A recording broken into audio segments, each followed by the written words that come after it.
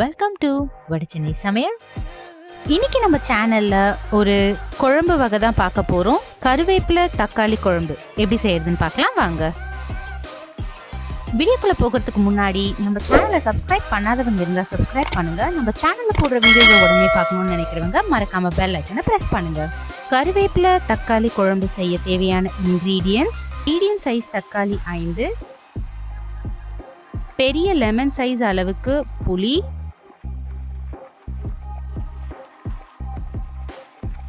ஒரு கை அளவுக்கு கருவேப்பிலை,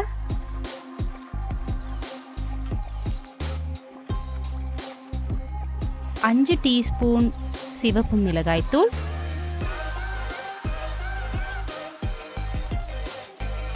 ஒன்றரை மீடியம் சைஸ் வெங்காயம் பொடியாய் நறுக்கியது,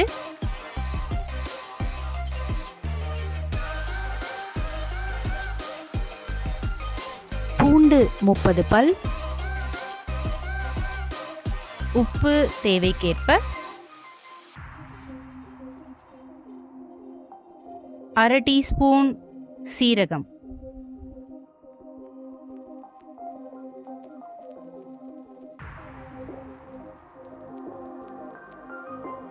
ஃபர்ஸ்ட் நம்ம இப்போ எடுத்து வச்சிருக்க புளியை கொஞ்சமா தண்ணி சேர்த்து அதை ஊற வச்சுக்கலாம். இது ஊறட்டும். இப்போ ஒரு மிக்சர் ஜாரில் நம்ம எடுத்து வச்சிருக்க தக்காளியை கட் பண்ணி நம்ம அதை சேர்த்து நல்லா பேஸ்ட்டாக அரைச்சி எடுக்கலாம். ஸோ வியூவர்ஸில் 93.8% வந்து நாட் சப்ஸ்கிரைபில் காமிக்குது. ஸோ நீங்களும் என் சேனலை சப்ஸ்கிரைப் பண்ணால் கண்டிப்பாக என்னால் நிறைய ரெசிபீஸை உங்களுக்கு ஷேர் பண்ண முடியும். உங்களோட சப்ஸ்கிரிப்ஷன் எனக்கு கண்டிப்பாக ஒரு மோட்டிவாக இருக்கும் என்னோடய சேனலை இம்ப்ரூவ் பண்ணி உங்கள் கூட நிறைய இன்ஃபர்மேஷன் ஷேர் பண்ணுறதுக்கு. ஸோ கண்டிப்பாக மறக்காமல் சப்ஸ்கிரைப் பண்ணுங்கள்.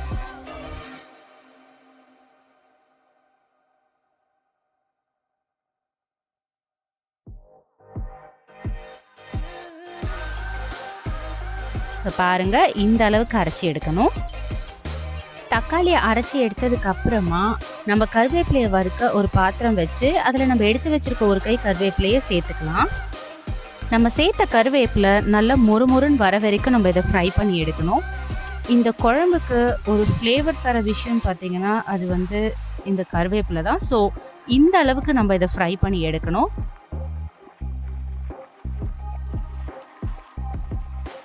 ஃப்ரை பண்ணி எடுத்ததுக்கு அப்புறமா இதை ஒரு மிக்சர் ஜாரில் சேர்த்து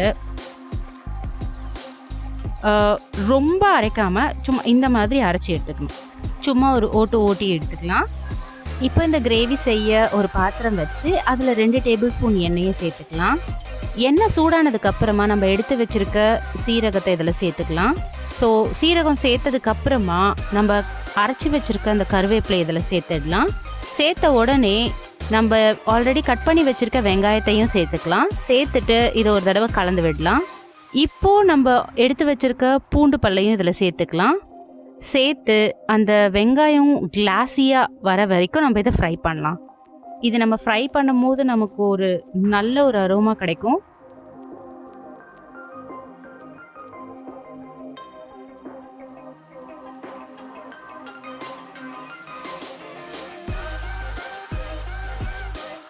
இப்போ நம்ம சேர்த்த வெங்காயம் கிளாஸி ஆகிடுச்சு. ஸோ நம்ம அரைச்சி வச்சுருக்க தக்காளி பேஸ்ட் இதில் ஆட் பண்ணிக்கலாம்.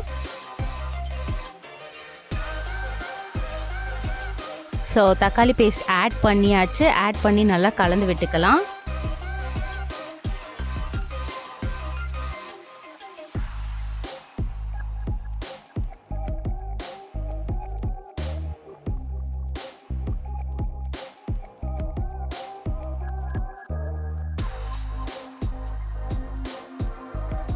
ஸோ இந்த தக்காளியில் இருக்க வாட்டர், அதாவது தண்ணி வந்து இந்த அளவுக்கு ட்ரை ஆகிற வரைக்கும் நம்ம இதை வதக்கணும்.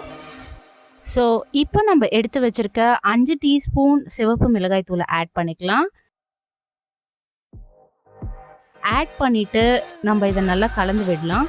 ஸோ இது பார்த்தீங்கன்னா அந்த தூளோட வாசனை போகிற வரைக்கும் நம்ம இதை ஃப்ரை பண்ணணும்.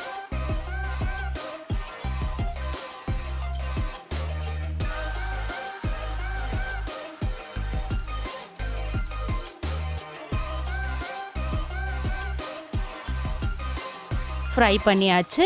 இப்போ நம்ம 1/2 கிளாஸ் தண்ணி இதில் ஆட் பண்ணி கலந்து விட்டுக்கலாம்.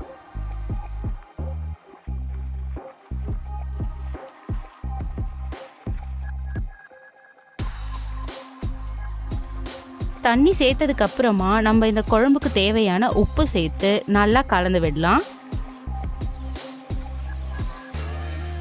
கலந்து விட்டு இது ஒரு 5 மினிட்ஸ் மீடியம் ஃப்ளேமில் நம்ம மூடி போட்டு குக் பண்ணலாம். ஸோ இப்போ நம்ம ஊற வச்ச புளியை கரைச்சி கொஞ்சமாக தண்ணி சேர்த்து கரைச்சி நம்ம ரெடி பண்ணி வச்சுருக்க குழம்புல சேர்த்துக்கலாம். இப்போ பாருங்கள் எண்ணெய் மேலே வந்திருக்கு, எவ்வளோ திக்காக இருக்குது பாருங்கள் நம்மளோட குழம்பு.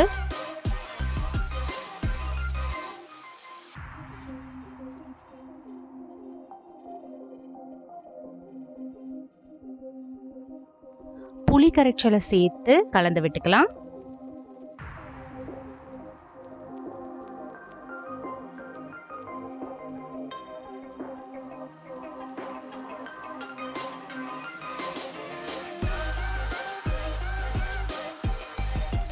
நம்ம இதில் கொஞ்சம் எக்ஸ்ட்ரா தண்ணி இதில் சேர்த்துக்கலாம். ஸோ இந்த கன்சிஸ்டன்சி வர்றதுக்காக நம்ம இதை மூடி போட்டு மீடியம் ஃப்ளேமில் ஒரு 5 to 7 மினிட்ஸ் இதை வைக்கலாம்.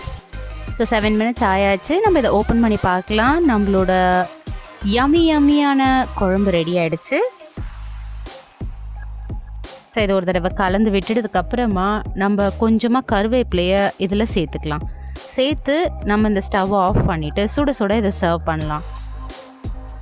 ஸோ இந்த கிரேவி பார்த்திங்கன்னா சுட சுட சாதத்துக்கு அவ்வளவு அமேசிங்காக இருக்கும். அண்ட் இட்லி, தோசை இந்த மாதிரியான டிஃபன் ஐட்டத்துக்கும் செமையாக இருக்கும். நீங்கள் இதை கண்டிப்பாக வீட்டில் ட்ரை பண்ணி பாருங்கள். நான் இன்றைக்கி இந்த கிரேவியை சுட சுட சாதத்துக்கு ட்ரை பண்ணுறேன். ஸோ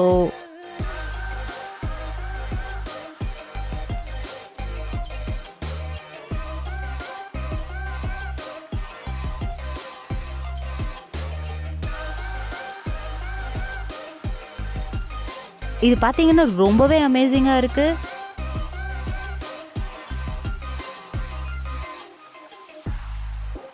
செம யம்மியாக இருக்குது. நீங்கள் வீட்டில் இதை ஒரு தடவை ட்ரை பண்ணி பாருங்கள். ட்ரை பண்ணி பார்த்துட்டு உங்களோட வேல்யூபிள் ஃபீட்பேக்ஸ் ஏதாவது இருந்தால் கீழே கமெண்ட்டில் மறக்காமல் மென்ஷன் பண்ணுங்கள்.